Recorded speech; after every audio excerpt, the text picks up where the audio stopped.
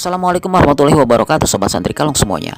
Kali ini kita akan membahas perkataan atau ucapan salah seorang ulama yang juga sahabat Nabi yang dikenal sebagai periwayat hadis, Abu Hurairah. Abu Hurairah berkata, "Aku menerima sekantung ilmu dari Rasulullah SAW. Separuh kantung aku bagikan kepada kamu semua, dan separuhnya lagi aku simpan buat aku sendiri. Karena jika yang separuh lagi aku bagikan juga, niscaya kalian akan mengkafirkanku dan menggantungku." Hadis riwayat Bukhari.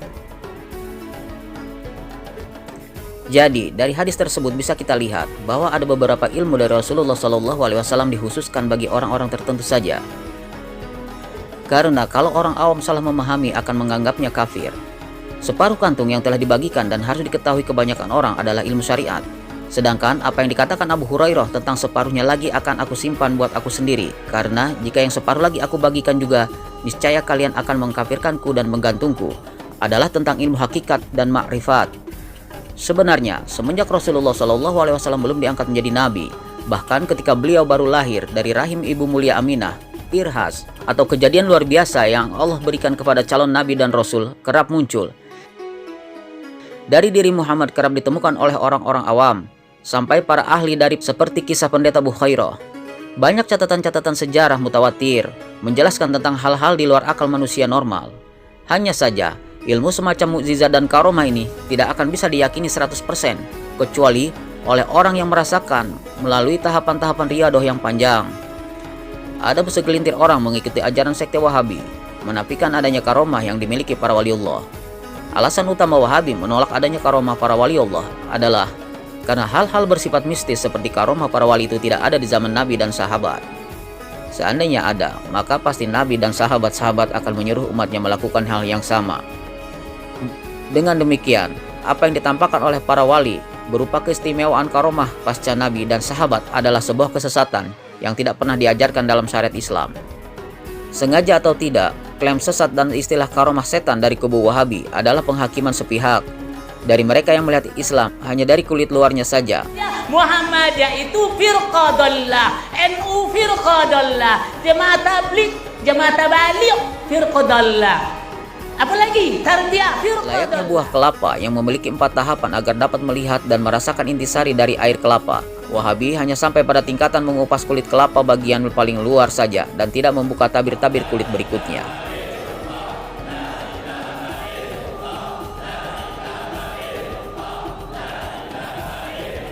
Perlu adanya kajian khusus bagi mereka terkait pendalaman Islam, iman dan ihsan, syariat, thariqat dan hakikat yang diajarkan Rasulullah SAW kepada para sahabatnya.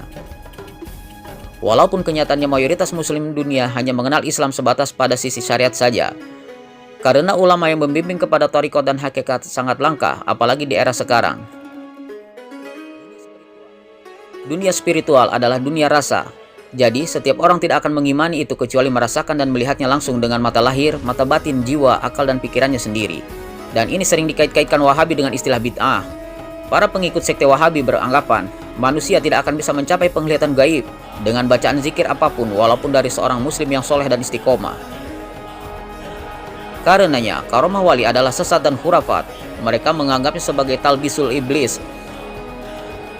Sementara para praktisi dunia sufi Imam Junaid melihat masalah ini dengan bijak dan netral. Apabila kalian melihat seseorang berjalan di atas air atau terbang di udara, maka janganlah mempercayainya dan tertipu dengannya sampai kalian mengetahui bagaimana dia dalam mengikuti Rasulullah. Intinya, sunnah sebagai timbangan dari karomah-karomah wali tersebut. Apakah wali Allah ataukah wali setan? Bagaimana mungkin orang yang mencapai derajat istiqomah tertinggi dan merasakan kelezatan ibadah secara utuh hanya karena ridhonya disamakan dengan orang-orang yang ibadahnya hanya takut kepada neraka dan menginginkan surga saja? Wahabi sangat dangkal mengaku ikut salafus saleh, namun menafikan karomah para salaf asli. Padahal karomah tentang mengetahui hal-hal gaib bagi para sahabat adalah hal-hal yang sangat lumrah. Bahkan Nabi memiliki sahabat khusus yang bisa membedakan mana orang munafik dan tidak. Adalah Huzaifah bin Yaman, para khulafaur rasyidin dan pemilik gelar Siddiqiyah Kubro, atau gelar derajat paling mulia setelah Nabi. Abu Bakar As-Siddiq, beliau memiliki segudang karomah yang tidak dimiliki oleh sahabat-sahabat lainnya. Umar pun demikian. Ali bin Abi Thalib yang masyhur bisa mendengar percakapan malaikat kubur ketika mendatangi Umar. Utsman bin Affan yang bisa tahu orang telah berzina hanya dari melihat mata lawan bicaranya. dan karomah sahabat lainnya sampai karomah para imam mazhab.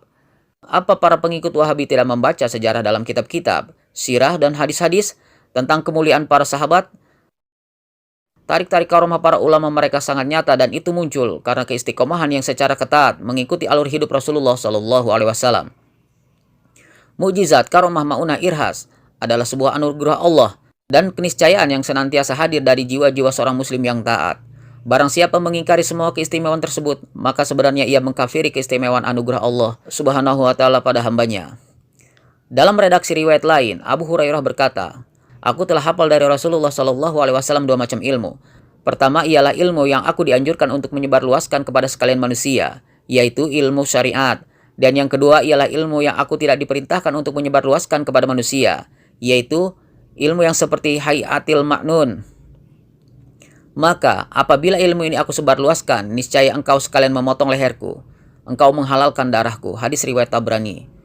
Rasulullah Shallallahu Alaihi Wasallam menggambarkan ilmu hakikat dan makrifat itu sebagai hayatul ma'nun atau perhiasan yang sangat indah. Dari Abu Hurairah bahwa Rasulullah bersabda, "Sesungguhnya sebagian ilmu itu ada yang diumpamakan seperti perhiasan yang indah dan selalu tersimpan, yang tidak ada seorang pun yang mengetahui kecuali para ulama Allah. Ketika mereka menerangkannya, maka tidak ada yang mengingkari kecuali orang-orang yang biasa lupa atau tidak berzikir kepada Allah." Hadis di atas sangat jelas, jadi tidak perlu diuraikan lagi. Dengan demikian barulah kita sadar kenapa banyak orang yang tidak senang dengan ilmu thariqat, hakikat dan ma'rifat. Karena ilmu itu memang amat rahasia. Sahabat Nabi saja tidak diizinkan untuk disampaikan secara umum. Karena ilmu itu harus diturunkan dan mendapat izin dari Nabi. Dari Nabi izin itu diteruskan kepada khalifahnya, terus kepada para aulia Allah sampai sekarang saat ini. Ala inna aulia Allahu la khaufun alaihim wa lahum yahzanun. Ingatlah, sesungguhnya wali-wali Allah itu tidak ada kekhawatiran terhadap mereka dan tidak pula mereka bersedih hati. Karenanya, orang yang memusuhi para wali Allah sejatinya tengah mengobarkan perang dengan Allah. Ini sebagaimana petikan hadis qudsi yang dapat ditemukan dalam Sahih Bukhari yang berbunyi, "Siapa yang memusuhi waliku, maka aku umumkan perang kepadanya." Fathul Bari.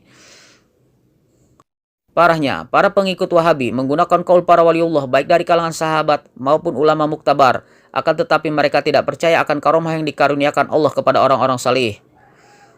Masuk dari kalangan sekte Wahabi, tidak ada tokoh-tokoh yang mencapai derajat wali. Bahkan panutan mereka Muhammad Abdullah bin Wahab sekalipun. Wallahu alam.